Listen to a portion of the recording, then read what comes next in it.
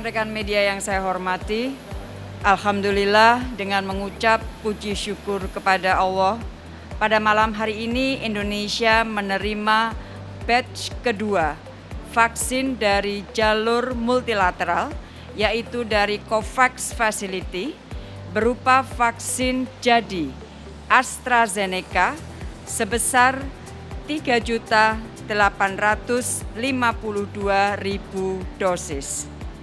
Pengiriman batch pertama vaksin multilateral dari COVAX Facility telah diterima Indonesia pada tanggal 3 Maret 2021, yaitu sebesar 1,1 juta dosis.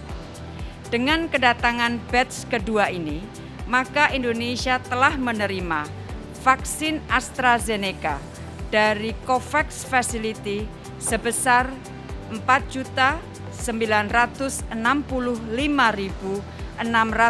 juta dosis vaksin jadi secara gratis. Jika kita gabungkan vaksin dari jalur multilateral dan dari jalur bilateral, maka sejauh ini vaksin yang telah tiba di Indonesia adalah berjumlah 67.465.600 dosis.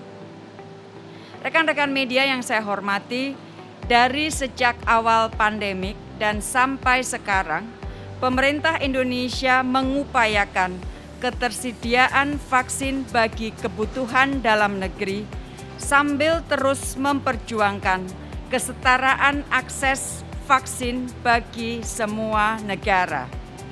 Untuk itulah Indonesia aktif dalam pembahasan isu vaksin dunia. Indonesia duduk sebagai salah satu co-chairs dalam COVAX AMC Engagement Group. Kita prihatin menyaksikan terjadinya gelombang baru di banyak negara dunia, serta ditemukannya varian-varian baru di beberapa negara. Kita juga melihat kebutuhan dunia akan vaksin semakin meningkat, dan di sana-sini kita melihat terjadinya perlambatan pengiriman vaksin di seluruh dunia. Keadaan baru ini mengharuskan pemerintah Indonesia bekerja lebih keras agar ketersediaan vaksin yang aman bagi rakyat Indonesia dapat tercukupi. Day and night, kita terus berupaya agar program vaksinasi nasional dapat terus berjalan. Siang dan malam kita terus melakukan diplomasi agar kebutuhan vaksin kita tercukupi. Karena kegigihan ini, maka Indonesia sejauh ini merupakan negara ketiga dengan jumlah pemberian vaksinasi terbesar di kawasan Asia setelah RRT dan India. Program vaksinasi harus terus kita dukung dan jalankan. Ini tentunya bukan sebuah ikhtiar yang mudah, dan ikhtiar ini akan terus kita lakukan. Rekan-rekan media yang saya hormati, kita harus selalu mencermati perkembangan COVID-19 di dunia.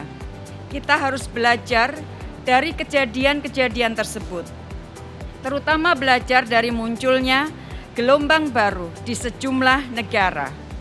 Kita harus bekerja mencegah agar kejadian serupa tidak terjadi di Indonesia. Upaya mencegah itu dapat dilakukan jika kita semua terus disiplin menjalankan protokol kesehatan. Jangan pernah lengah. Perang melawan COVID-19 masih jauh dari selesai.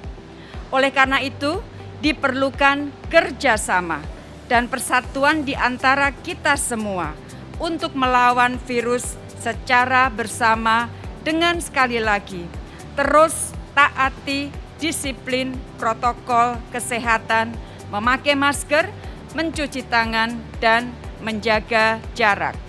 Rekan-rekan media yang saya hormati, sebagai penutup, atas nama pemerintah Indonesia, saya ingin mengucapkan terima kasih kepada Gavi, WHO, UNICEF, dan CEPI yang telah memberikan kerjasama yang sangat baik sehingga pengiriman vaksin multilateral ini dapat berlanjut di tengah tantangan-tantangan baru yang muncul.